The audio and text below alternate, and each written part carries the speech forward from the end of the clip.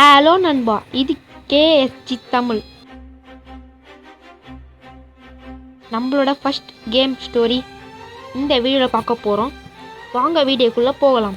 அது என்ன கேம்னா வேறு எதுவும் இல்லை, ஃப்ரீ ஃபயர் தான். அந்த கேமோட ஸ்டோரி தான் பார்க்க போகிறோம் இந்த வீடியோவில். இந்த ஃப்ரீ ஃபயர் கேம் உருவாக்குன கம்பெனி பேர் கேட்டால் நீங்கள் அசால்ட்டாக சொல்லிடுவீங்க. என்ன கம்பெனிட்டா நீங்கள் அழகாக கரைனான்னு சொல்லுவீங்க. கரைனா அந்த கேம் உருவாக்கின கம்பெனி பேர் என்னென்னா ட்ரிபுலான் ஸ்டார்ட்யூடே தான் இந்த கம்பெனியை உருவாக்கிக்கிறாங்க. எப்போனா செப்டம்பர் 3 2014 இந்த கேமை ப்ளே ஸ்டோரில் ரிலீஸ் பண்ணுறாங்க. அப்போ இந்த கேமை ரிலீஸ் பண்ண போது பார்த்தீங்கன்னா வெறும் 56 MB தான் இந்த கேமு. ஒரு பேட்டில் ராயல் கேமு வெறும் 56 MB தான். அப்போ பார்த்தீங்கன்னா ட்ரிபுலான் ஸ்டூடியோ விட்டாங்க ப்ளே ஸ்டோரில். அப்போ என்ன கம்பெனி 2-3 கேமை விட்டு பார்க்குறாங்க. அது அவ்வளோவா பெருசாக ரீச் கிடைக்கல. அப்போ தான் அவங்க ட்ரை பண்ணுறாங்க. நம்ம கிரியேட் பண்ணி போட்டு நம்மளுக்கு ரீச் கிடைக்க மாட்டேது. வேறு எவனாச்சும் ஒருத்தன் வந்து கேமை கிரியேட் பண்ணி வச்சுப்பான். அந்த கேமை நம்ம விட்டா நம்மளுக்கு ரீச் கிடைக்க வாய்ப்பு இருக்குன்னு சொல்லிட்டு அப்போ தான் அவங்க கண்ணில் ஃப்ரீ ஃபயர் கேம் வந்து அந்த ஃப்ரீ ஃபயர் கேம் மட்டும் வாங்காமல் அந்த ட்ரிபுலான் ஸ்டூடியோ மொத்தத்தையும் இந்த கயனா கம்பெனி வாங்கிட்டாங்க.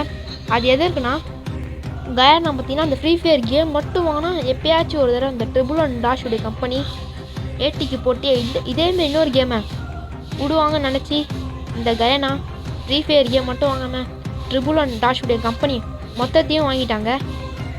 ரிலீஸ் பண்ண ஒரு வாரத்திலே முழுத்தையும் வாங்கிட்டாங்க. இந்த கயனா மொத்தத்தையும் வாங்கிட்டாங்க.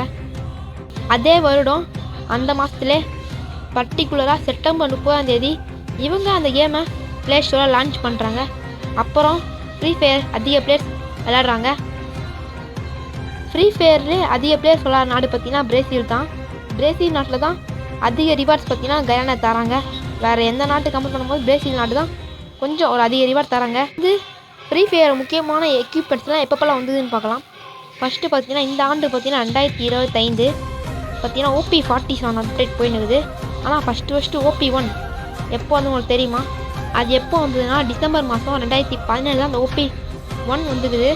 அதே மாதத்தில் பார்த்தீங்கன்னா இந்த வெஹிக்கல்ஸு ஜீப்பு அதெல்லாம் அதே மாதத்தில் தான் வந்துக்குது. ஆனால் இந்த வெஹிக்கல்ஸ் எடுத்தாலே போய் அடிச்சிடலாம். ஏன்னா அப்போல்லாம் க்ளோவாலே கிடையாது. வெஹிக்கல்ஸ் இருந்தாலே ஓரளவுக்கு போய் அடிச்சிடலாம். கவர்லாம் எடுத்து போய் அடிச்சிடலாம். கொஞ்சம் கேமை ஃபேமஸ் ஆகிறதுக்கு பார்த்தீங்கன்னா ஃப்ரீ ஃபயரில் கேரக்டர்லாம் விட்டாங்க. அப்போ தான் கில்லி, ஆண்ட்ரூ, ஒலிவியா அதேமாதிரி கேரக்டர்லாம் 2018 பிப்ரவரி மாதம் லான்ச் பண்ணாங்க ஃப்ரீ ஃபயர். அதுக்கப்புறமா நம்ம பார்த்தீங்கன்னா ஃப்ரெண்ட்ஸு கூட இன்வைட் பண்ணி விளாட்லாம் ஜாலியாக. அதுமாதிரி அப்போ தான் ஃப்ரீ கயனை பார்த்தீங்கன்னா புதுசாக நிறைய கொண்டு வர ஆரம்பித்தாங்க. அதுக்கப்புறம் தான் ரூம் கார்டு ஒன்று வந்து கொண்டு வந்தாங்க. அதுக்கப்புறம் ஃபஸ்ட்டு எலைட் பாஸ் விட்டாங்க சீசன் 1. அதை 2018 மே மாதம் லான்ச் பண்ணாங்க கரேனா.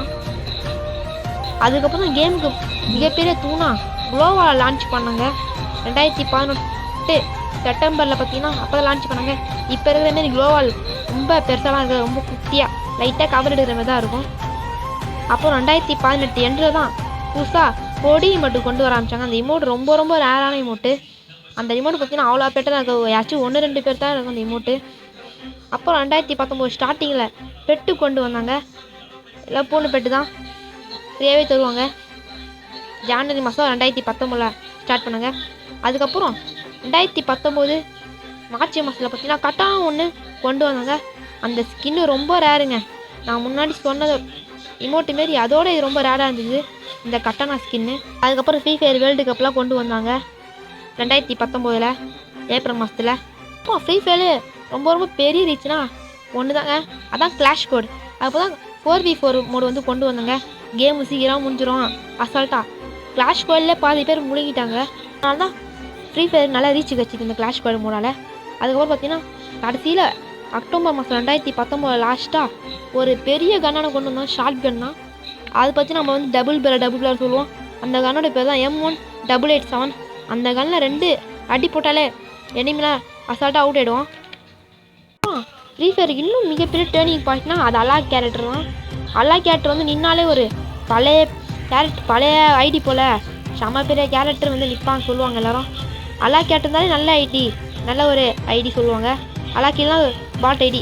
சில நியூ பிளேயர்ஸ்லாம் அல்லாக் செட் பண்ணுங்கன்னு கெஞ்சுவாங்க. அதுமாரி அல்லாக் பார்த்தீங்கன்னா ரொம்ப டேர்னிங்கான கேரக்டர் தான் அல்லாக்கு. அது பார்த்தீங்கன்னா 2019 நவம்பர் மாதம் லான்ச் பண்ணாங்க. அதுக்கப்புறம் பார்த்தீங்கன்னா நம்ம ஃப்ரீ ஃபயரை பார்த்தீங்கன்னா பேன் பண்ணிட்டாங்க.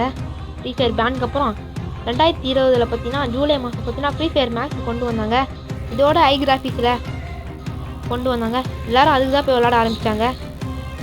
அந்த கேம் பார்த்தீங்கன்னா 1 GB 2 GB அதில் ஃபோன்லாம் விளாடவே முடியாது. ஒரு GB ஃபோன்னால தான் ட்ரை ஆச்சு பண்ண முடியும்.